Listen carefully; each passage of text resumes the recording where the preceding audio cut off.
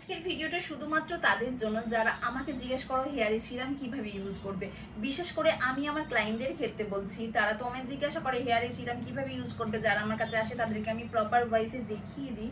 তো যারা আসতে পারো না, যারা দূরে থাকো, তাদের জন্য এই ভিডিওটা।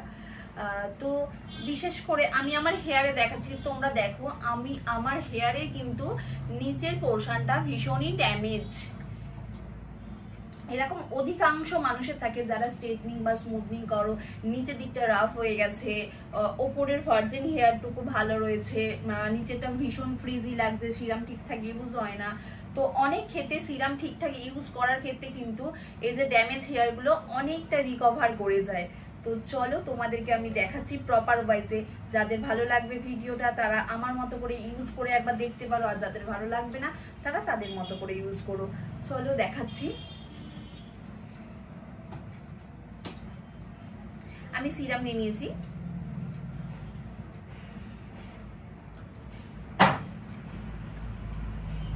এই যে 1 ড্রপ 2 ড্রপ, আমি 2 ড্রপ সিরাম নিয়েছি। জাস্ট হাতে আমি লাগিয়ে নেব।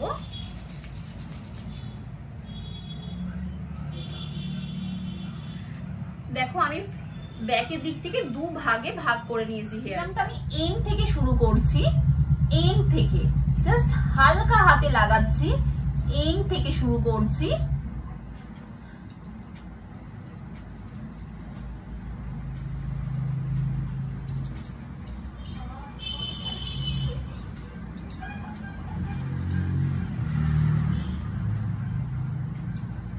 যারা ব্যাকের এই পোর্শন গুলো লাগাতে পারবে না তারা এইরকম করে টুইস্ট করে নেবে। টুইস্ট করার পর জাস্ট এরকম ভাবে সিরাম গুলোকে লাগিয়ে নেবে।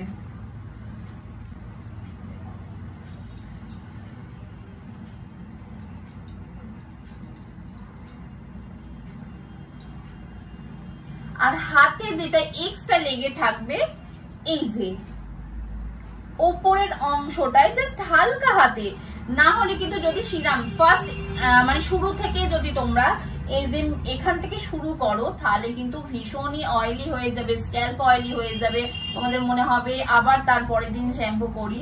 তো ফার্স্ট তোমরা এন্ড থেকে শুরু করে আপের দিকে উঠবে।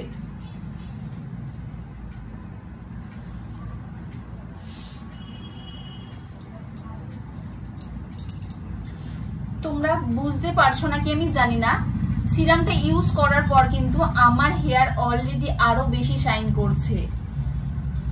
অনেকেই কালার করো, স্ট্রেটনিং করো, স্মুথনিং করো, কিন্তু ড্যামেজ হয়ে যায়। কিন্তু আমার হেয়ারটা দেখো, কালার, স্ট্রেটনিং, স্মুথনিং সবকিছু করার পরও একটা মেনটেন হেয়ার রয়েছে। তো মেনটেন, হোম কেয়ারে মেনলি মেনটেন যদি তোমরা করতে পারো তো হেয়ার নিয়ে কোনো সমস্যা হবে না। অনেকেই বলো যে হেয়ার ফলের সমস্যা হচ্ছে, হেয়ারে ট্যাঙ্গেল পড়ছে। মেন কথা হলো হেয়ারে ট্যাঙ্গেল। হেয়ারে ট্যাঙ্গেল কেন পড়ে? হেয়ারে যদি সিরাম ঠিকঠাক ভাবে ইউজ করো, কন্ডিশনার ঠিকঠাক ভাবে ইউজ করো, কখনোই কিন্তু ট্যাঙ্গেল পড়বে না। আর আমি তোমাদের কোমটা দেখিয়ে দিই। একবার আমাকে একটা কোম, তো আমি একটা কোম নিয়ে নিয়েছি। দেখো যাতে ট্যাঙ্গেল পড়ে কিভাবে তোমরা হেয়ারটাকে কোম করবে, এন্ড থেকে শুরু করবে, এন্ড, নালে কিন্তু চুল যে ছিঁড়ে যায়। মেন কথা হলো চুল পড়ে, যাদের হেয়ার ফলের সমস্যা হয় তাদের কিন্তু অর্ধেক হেয়ার ছিঁড়ে যায়, তাদের ট্যাঙ্গেলের সমস্যা থেকে ছিঁড়ে যায়, তারাই বলে হেয়ার ফল হচ্ছে। হেয়ার ফল হবার থেকে বেশি হেয়ার ছিঁড়ে যায়। তাই মাথায় রাখবে হেয়ার কখনো ছিঁড়তে দেবে না। জাস্ট নিচের পোর্শন থেকে ট্যাঙ্গেলটাকে রিমুভ করতে করতে ওপর দিকে উঠবে, তারপর রুটের দিক থেকে নামাবে। এইভাবে তোমরা যেভাবে যদি হেয়ারে কম করতে পারো তো অনেক হেয়ার তোমাদের ভালো থাকবে, ছিঁড়ে যাবে না। মেন কথা হলো হেয়ার ছিঁড়ে যাবে না।